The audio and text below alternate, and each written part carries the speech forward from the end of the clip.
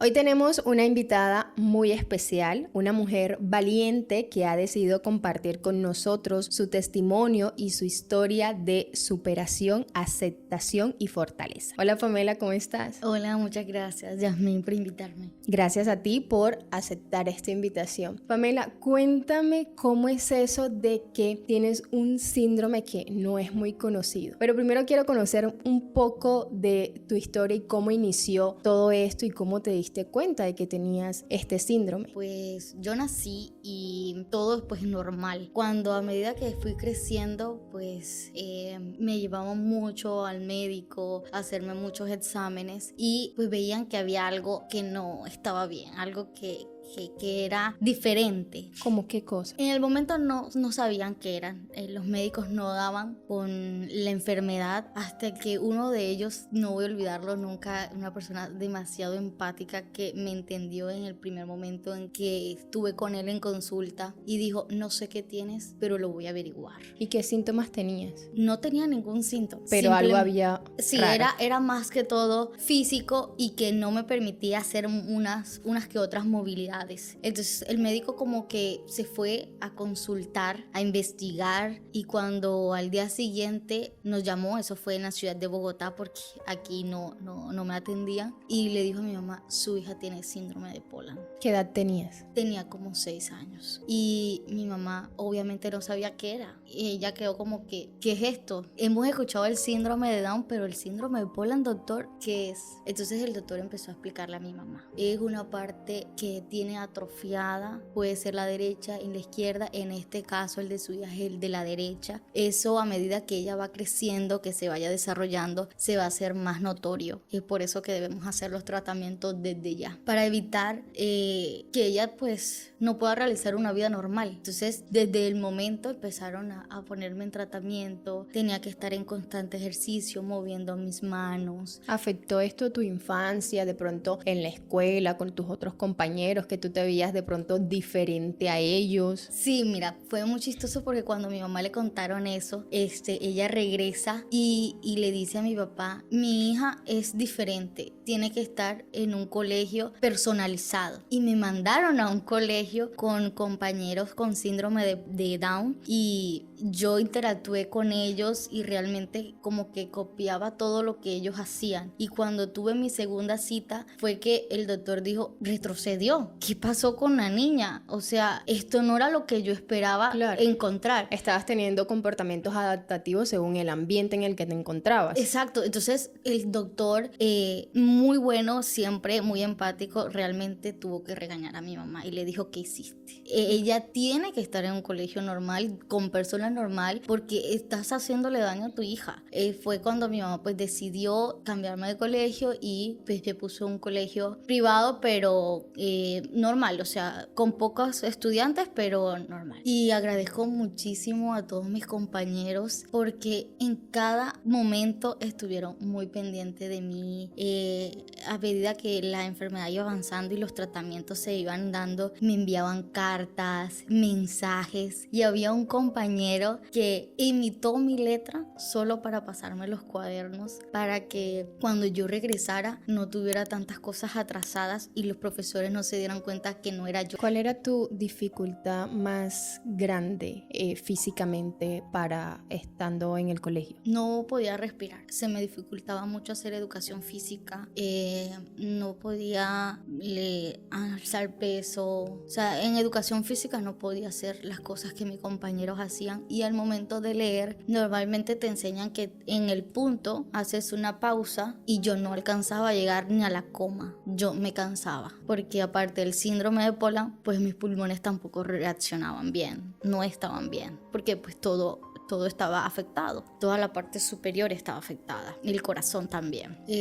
Bueno, ya después de eso, cuando estuve en ese colegio, mis compañeros, mi familia, fue un apoyo grandísimo para mí, pero a medida que iba creciendo fue donde empezaron a llegar las dificultades. Llegó la adolescencia. Llegó la adolescencia. La parte más crítica de nosotros cuando empezamos a crecer. Sí, y normalmente nosotras las mujeres somos muy vanidosas. Me gusta siempre estar bien, verme bien. Y En el colegio siempre me trataron bien. Mis compañeros sabían que yo tenía mis tratamientos y yo nunca escuché un señalamiento por parte de ellos. ¿Se lo contaste tú o hubo como una introducción de parte de los docentes o de tus familiares? Sí, mi mamá habló en el colegio y los profesores explicaron a todos mis compañeros por qué yo me ausentaba tanto de clase. Pero eso pasaba en el colegio. Mi lugar seguro era mi casa y mi colegio, pero cuando estaba en la calle no era mi lugar seguro. Claro. Entonces recuerdo tanto que mi mamá tenía un almacén al frente de la policía y ella me dijo, hija, vamos a merendar. Ves a la tienda a comprar algo para comer. Ella me dio un billete y yo fui a la tienda cuando estaban unas chicas y me miraron y empezaron a reírse y me señalaban con el dedo. Yo cogí las cosas y me fui para el almacén llorando y cogí y cerré la puerta del almacén y me puse a llorar. Y mi mamá decía, ¿qué te pasa? Y yo decía, no quiero hablar, no quiero saber nada de nadie. Y me puse muy mal y mi mamá, en verme así, cruzó y fue al frente. Quedaba la policía, pero quedaba sanidad, que era como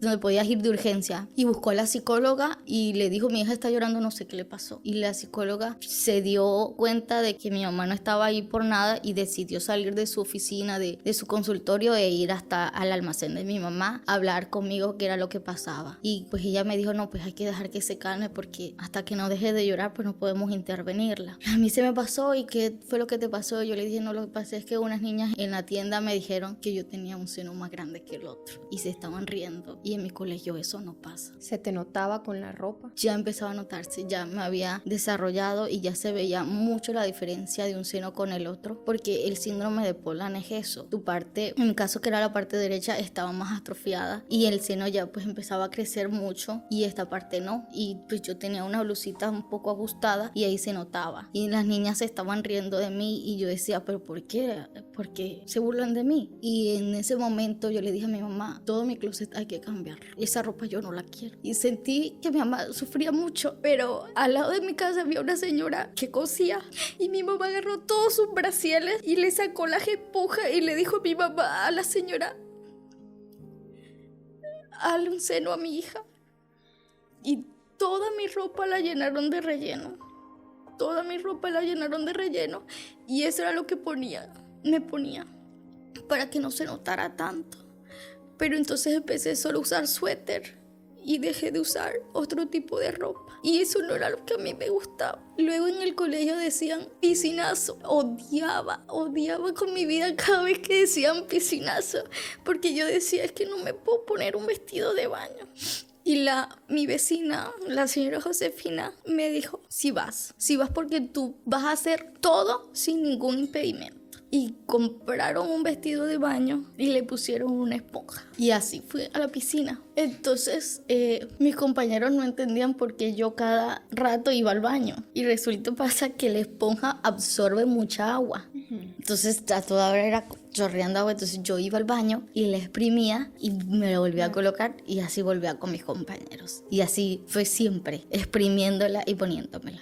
Muchas veces en el colegio me decían, ¿por qué paras con la mano aquí? Y es que la esponja con el calor te gritaba. Claro, y cuando yo llegaba a mi casa pues era a sentirme libre porque ya no iba a tener la esponja porque era ya todo no tenías normal. que ocultarte. Exacto, así pasé todo el colegio. Pero mira que es muy curioso que tú dices que el colegio era tu lugar seguro, pero aún así ya tenías esa inseguridad que te había causado ese señalamiento anterior y comenzaste a tener esa inseguridad porque a veces solamente pasa una sola cosa para destruir todo eso que hemos construido con bastante esfuerzo y las personas a veces creen que una palabra no causa gran cosa y solamente a ti un señalamiento o una risa te causó una gran inseguridad. Sí, y eso que en el colegio pues era suéter y no se notaba casi porque era pues holgado, pero ya yo en mi cabeza ya yo creía que todo el mundo lo estaba viendo. Entonces yo no dejaba de usar la esponja, siempre la usaba. Después cuando llegó a los 18 años tengo mi primera cita con el cirujano plástico porque en el tratamiento pues se quedaba de que a esa edad me iban a operar cuando ya había pasado como toda la parte del desarrollo y eran mis 18 años. El primer doctor me dijo, móntate en la camilla y quítate todo.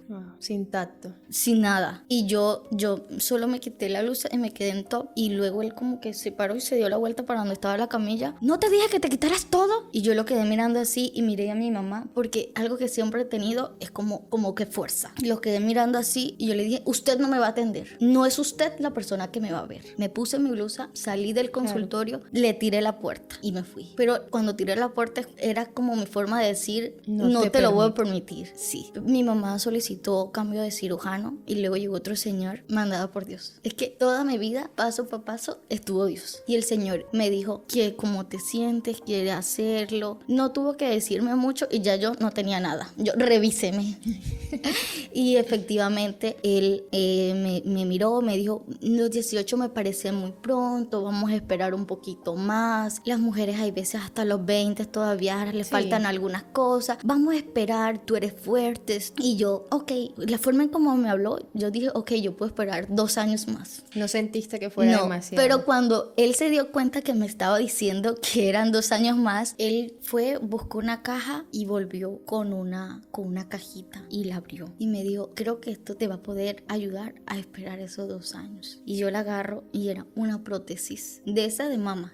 Pero no es cualquier prótesis. Era una prótesis como cubierta de piel. No era la esponja que te tallaba. No era la esponja. Y era mi talla, era 30. Y ya no habían 30. Todas las mujeres se ponen de 34 en adelante. Y el señor tenía solo esa muestra. El doctor tenía solo esa muestra. Era la tuya. Era la mía. Y me dijo, te la voy a regalar. Eso puede costar 800, 1 millón, 2 millones en esa época. No sé, eran caras. El doctor me la regaló. Yo me fui contentísima para mi casa con esa prótesis. Dejé las esponjas y empecé a usar la prótesis. Había un solo pequeño detalle, pero yo estaba tan feliz que no me importaba. Que pesaba muchísimo. Pero no, a mí no me importaba. Realmente estaba feliz. Todo lo que me ponía me quedaba divino. Y todo por colocar un límite, porque si tú no le hubieses colocado el límite al primer doctor, seguramente no hubieses dado con este. Y es que a veces tenemos como tanto miedo de colocar límites porque creemos que así deben ser las cosas, y el colocar un límite a veces nos abre la puerta a algo mejor. Exacto. Y agradezco a Dios porque sé marcar mis límites. Y desde muy pequeña. Y es muy importante. Entonces el doctor me regaló eso y no me importaba que pesaba, yo era feliz con ella porque todo me quedaba bien. Seguía sin usar escote, pero todo me quedaba bien. Hasta que llega el momento de que mi mamá dice, vamos a la playa a pasear. Tu terror. Y claro, pues yo ok, vamos a la playa. Tenía un vestido de baño nuevo, ya sin esponja, pero yo creía que todo iba a estar bien si colocaba la prótesis. Le puse la prótesis y así me metí a la playa. En ese momento una ola me tumbó y la prótesis desapareció. Se perdió. Me imagino tu desesperación. Horrible. Yo salí, papi, mi prótesis. Mi papá se metió. Ella era color piel, o sea, no se iba a encontrar. Mi papá la buscó, mi primo, no, todos los que fueron ese día a la playa la buscaron. Nunca apareció, la playa no lo trajo. Y yo decía, pero si tú me la diste, ¿por qué me la vas a quitar? Yo no te dije que te metieras al agua, hija. Seguramente eso dijo. Y yo cuando ya vi que estaban pasando las horas y que ya mi papá dijo, ya no vamos a buscar más, yo dije, ¿y ahora qué? Si esto ya hace parte de mí. ¿Quién soy yo ahora sin mi prótesis? Sí. Y me fui para la casa y todo el día llorando y culpándome por haberme metido a la playa con la prótesis. Llegó el día siguiente y yo le dije a mi mamá, yo no voy al colegio. Yo no voy a ir al colegio, yo así no voy a ir al colegio. Y no fui. Y me quedé todo el día llorando. Mi mamá, en vista de que yo estaba tan mal, pidió una cita con el cirujano y le dijo al doctor que le diera otra, que no importara lo que costaba, que ella lo iba a pagar. Pero siempre te apoyó en el proceso tu mamá. Sí, y mi papá, los dos. Y el doctor le dijo, es que no es la plata, es que ya no hay. Esa talla y ese material ya no hay. Y yo no te puedo describir cómo me sentía. O sea, era terrible. O sea, mi mundo se estaba destruyendo así porque la prótesis no estaba. Entonces, él dijo, tengo otra, una talla más grande y de plástico. Era recubierta de plástico, el líquido de plástico. Y yo le dije, bueno, ok. La agarré, pero no con la misma felicidad que había agarrado la otra. Me la llevé para la casa y la miraba y la miraba. Yo decía, es que este ni siquiera es mi talla. Ahora voy a quedar esta más grande que esta. Y yo decía, no tengo más nada que hacer. Entonces mi mamá me compró unos brasieles y le quitábamos las esponjas y me ponía la prótesis. Y ahí empezó otro calvario. El plástico me quitaba el poquito de piquito que tenía. Y el sudor, porque en los colegios no hay aire. Te tallaba. Y el sudor cuando yo llegaba a la casa era terrible porque todo eso se me venía. Y yo decía, ¿qué estoy haciendo? Y así pasé todo el bachillerato. Todo completamente. Todo completamente. Aguantándote un dolor. Cuando ya anteriormente habías podido ir sin prótesis al colegio también. Y después llega otra etapa, la universidad.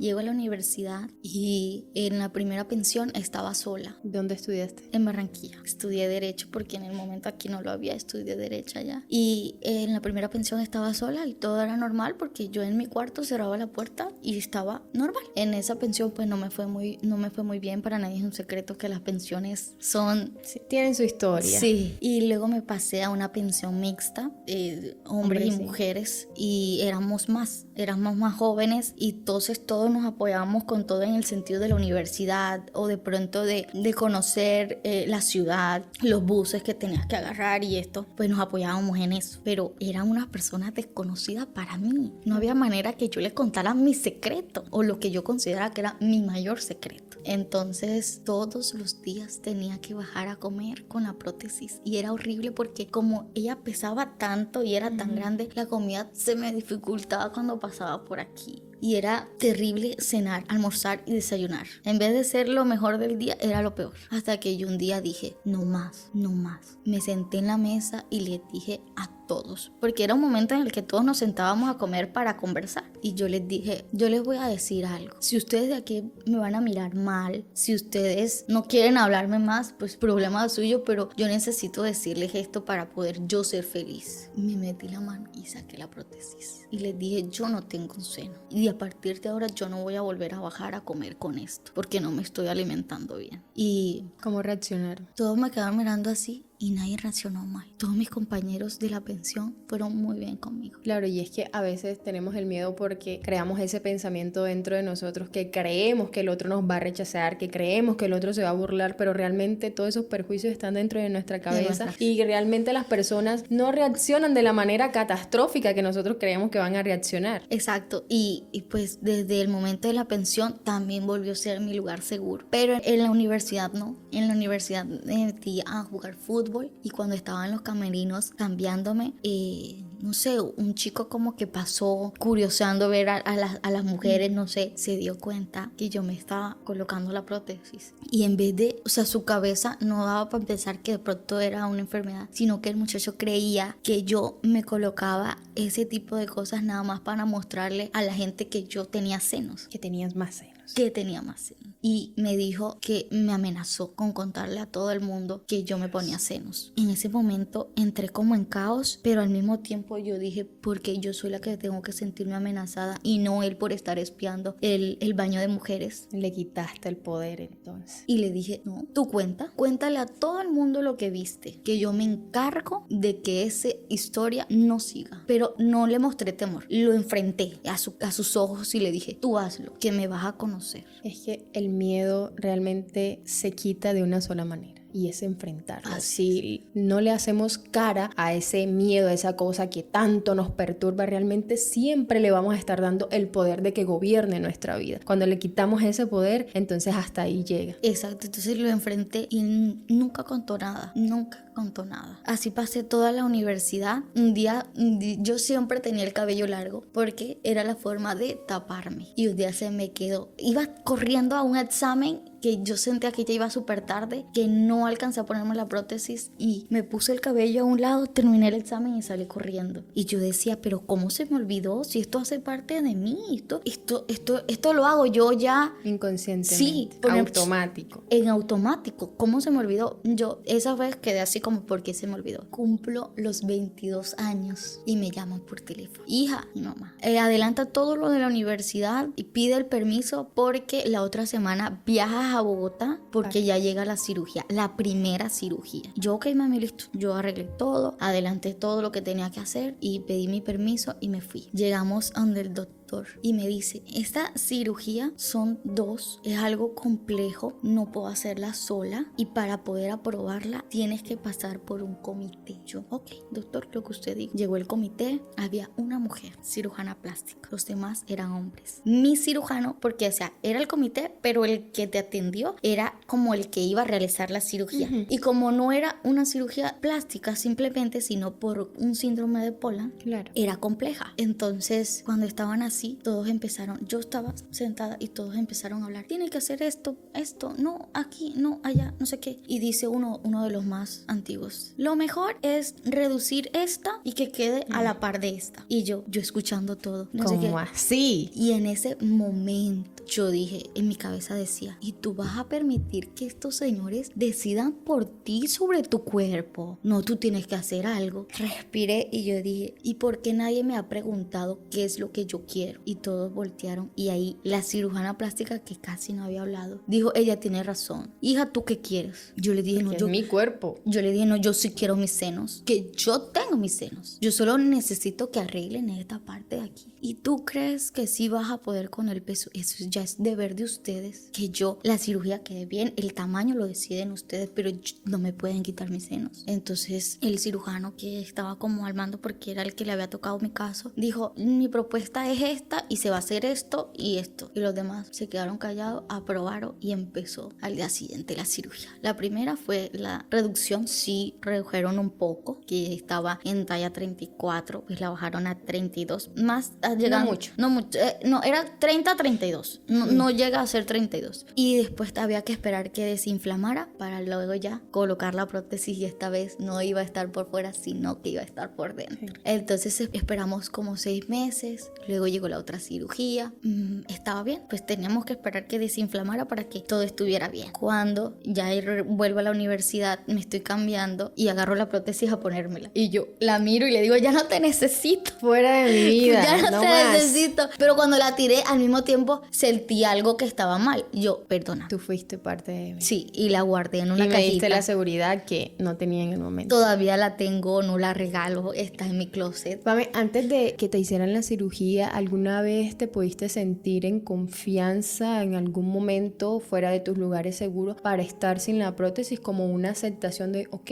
yo soy así y esto es lo que tengo y esto es lo que no tengo? ¿Alguna vez sentiste esa sensación, el de aceptarte tal cual eras en ese momento? Pues yo sentía que me había aceptado y que con mi familia, mis amigos cercanos y los de la pensión, pues podría ser yo, o sea, yo sin la prótesis.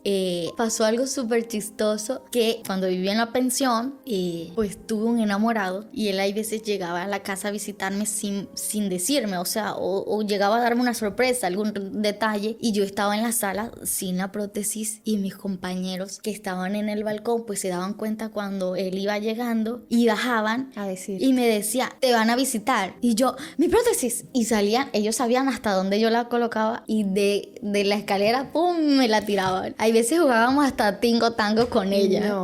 Y bueno, ya luego yo la lavaba y así, pero me la tiraban y eso se volvió, en vez de ser algo que yo tenía en secreto, se volvió algo súper chistoso porque jugábamos con ella, me la tiraban cuando me venían a visitar, cuando ellos sabían que era una persona que no sabía, y me la tiraban y yo me la colocaba y hola, gracias, no, adelante, siéntate, y conversaba con la persona. Claro, y es que no tenemos como que decirle al todo el mundo de que, oye, tengo esto. Con los que estén a mi alrededor, basta, porque no es ir a vociferar y agarrar un megáfono y decir, oiga, no tengo un seno. Exacto. Porque al resto del mundo no le interesa, no le importa y muchos no lo van a entender. Solamente van a estar ahí como para juzgarte, para criticarte, para señalarte. O para convertirte eso en algo en tu debilidad. Sí. Y yo no sentía que era mi debilidad. Yo sí considero que gracias a eso yo pude defenderme en muchas ocasiones delante de los doctores, delante de las personas, y eso es lo que realmente me permite lo que soy hoy, defender a los demás, porque soy abogada y dentro de mi deber es defender a los demás, defender a los vulnerables, defender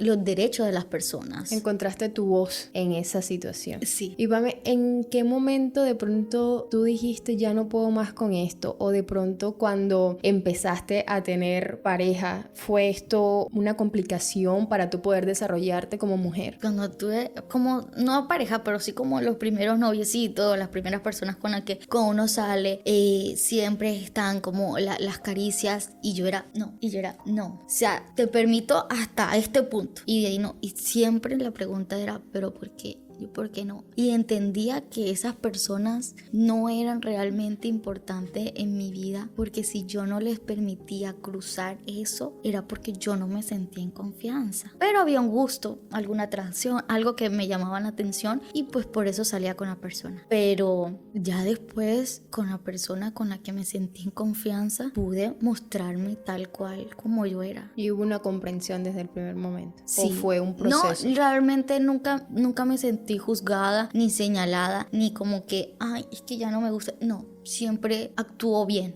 La persona siempre actuó bien y pues me sentí bien. Pero los anteriores, pues sí, nunca les llegué a contar nada. ¿Sentiste alguna vez un momento de que tú dijiste, esto está afectando mi salud emocional, mi salud mental? ¿Sentiste alguna vez que tú puedas decir, caí en depresión por esta situación o ansiedad? Bueno, tuviste algunas crisis de ansiedad, como cuando se te perdió en el mar y eso, pero que tú digas, yo sentí que yo tenía depresión. No puedo decirte que sí, porque nunca me sentí así. Siempre tuve el amor de mi familia y ellos fueron clave importante para que yo nunca me sintiera en depresión. Siempre fui una niña muy feliz, muy feliz. Soy una joven muy feliz, siempre estaba sonriente, me miraba al espejo y yo no me veía mal. Yo me miraba al espejo y me sentía bien. Ahí donde yo decía, sí me acepto como soy porque yo me veo bien, pero el mundo no está preparado para eso. Son ellos los que no están preparados para ver lo diferente, porque lo normal es tener 2 senos, lo diferente es tener 1,5, porque lo diferente asusta. Exacto. Entonces yo me veía en el espejo y yo me sentía bien, me sentía hermosa, divina, me daba amor en el espejo, pero yo decía, es que ellos no están preparados para ver esto, entonces no puedo mostrarme así porque van a lastimarme. Y hay veces no solo lastimarme a mí, era lastimar a mi familia. Sí, porque tu mamá también sufría cuando tú sufrías. Demasiado. Yo creo que al momento y que alguien me diga algo, a mí me da igual, pero mi mamá no. Mi mamá no le gusta que le digan cosas feas de su hija o que le hagan bullying o que la critiquen. No le gusta. Y es que a veces hay personas que le dan poco valor a lo físico y dicen, ay, pero es que es banalidad nada más. Es muy vanidosa, que se quiere solamente de pronto alguien que se quiere arreglar su nariz o de pronto aumentar los senos o hacer una cirugía bariátrica. Entonces, ay, es que no se acepta. No es que no me acepto, es que yo tengo el derecho a mejorar. Claro. Yo me acepto así, pero quiero mejorar. ¿Y qué hay de malo en que yo me quiera ver diferente? Y eso no significa que yo no me acepte.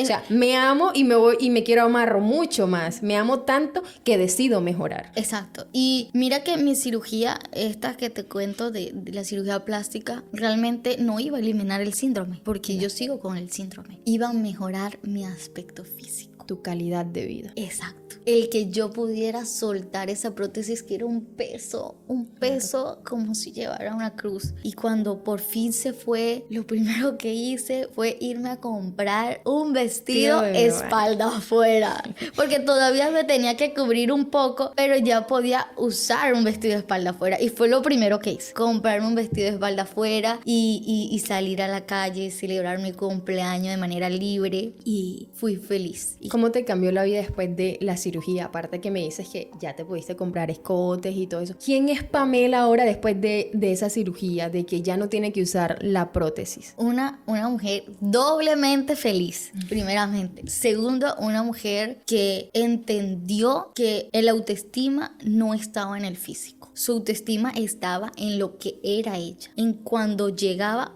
era Pamela Loaiza. Y que cuando yo forjé mi autoestima en lo que es Pamela y no en mi físico, fue que yo pude desarrollarme en todos los aspectos de mi vida de manera tranquila. Y es que mira que hay muchas personas que hoy en día le dan el poder de su autoestima, como tú lo dices, a una parte de su cuerpo. De pronto las personas que sufren mucho porque están subidas de peso o están de muy poquito peso, entonces todo el tiempo tratar con esos comentarios como, ay, qué gorda estás, porque es lo primero que te dicen cuando te ven. No te dicen ni cómo estás, ni te fue bien, nada. Ay, qué gorda estás, o ay, qué flaca estás, tú no comes, tú no esto. Y lo que hace entonces es que le damos ese poder a ese comentario de que influya en nuestra vida y comenzamos a darle ese primer puesto en nuestra vida. Así es. Y dejamos lo más importante atrás, porque sí, estoy gordita, sí, estoy flaquita. Pero eres ¿Y auténtica. ¿Y qué? Y tienes una esencia. Y sé que estoy gorda y bueno, estoy trabajando en eso, porque muchas personas lo están tal vez por alguna situación de salud, que no es tan fácil bajar de peso o no es tan fácil subir de peso. Y sobre todo a las mujeres, esto le da muy, muy duro. Y los senos es parte de nuestra identidad como mujeres, demasiado importante. Ay, pero es que eso no es un seno,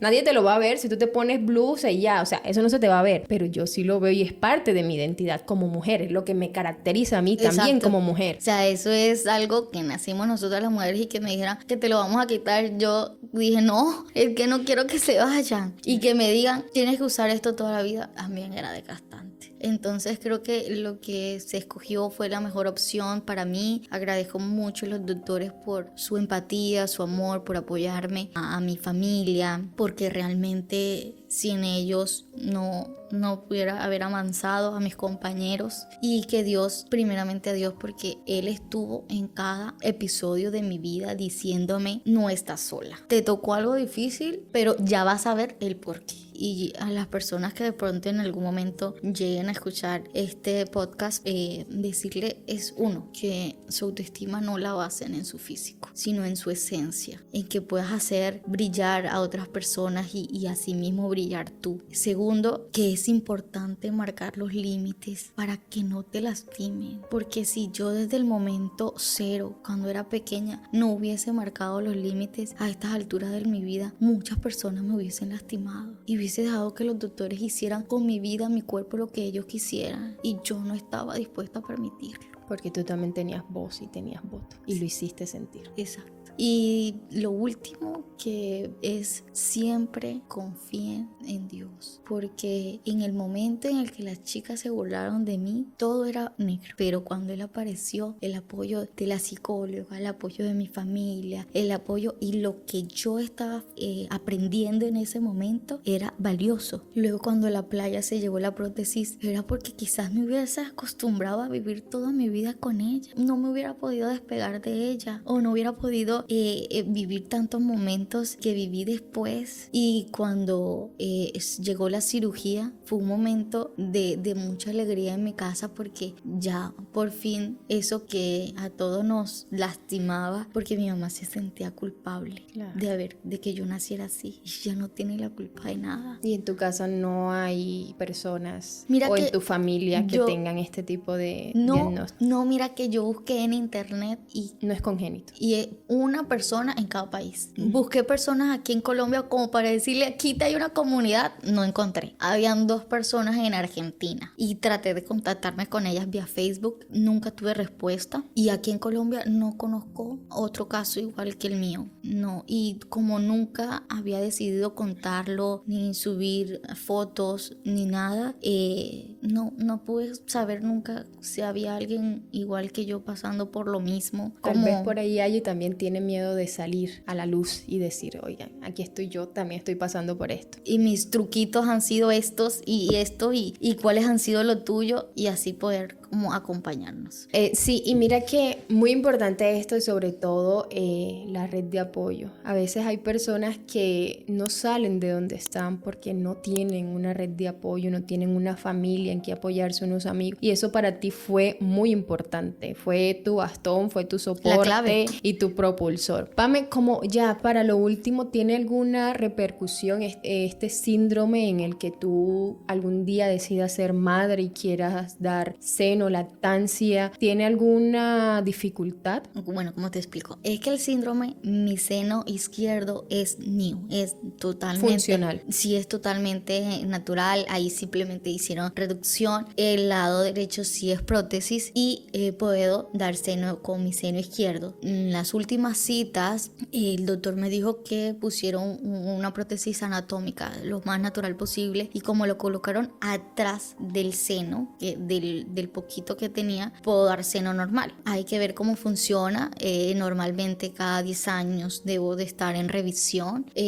Son preguntas, de pronto en esa época... No te lo preguntaste, sí, no era, tenías... ser madre no era una de Sí. mis preocupaciones, pero ahora con 28 años de edad, probablemente ya se me ha pasado por la cabeza si quiero ser madre o no, y seguramente en mis próximas citas de control podré hacer nuevamente la pregunta, porque el cuerpo es cambiante y hay que estar Y preguntando. los milagros existen. Sí. Entonces, pero sí, del seno izquierdo no tengo ninguna dificultad. El derecho me dijeron que no, pero como todo puede cambiar, tengo que volver a preguntar. Pero creo que mi bebé se puede levantar con el seno izquierdo. Esperemos que uno basta. Sí. Aunque a veces creamos que no. Bueno, Pame, yo creo que tu historia ha sido grandiosa. Una historia de superación, de que a veces vemos a las personas por ahí y jamás podemos imaginarte lo que estaban pasando. Yo podría verte y decir no. ¿Cuándo me iba a imaginar yo que tú tenías este síndrome y que no es conocido? ¿Sabes? Porque yo tampoco lo conocía. Entonces te agradezco muchísimo por contar tu historia y sé que muchos también les encantará esta historia y verán que a pesar de las dificultades podemos volver a renacer. Muchas gracias por venir. Gracias a ti por permitirme contar mi historia.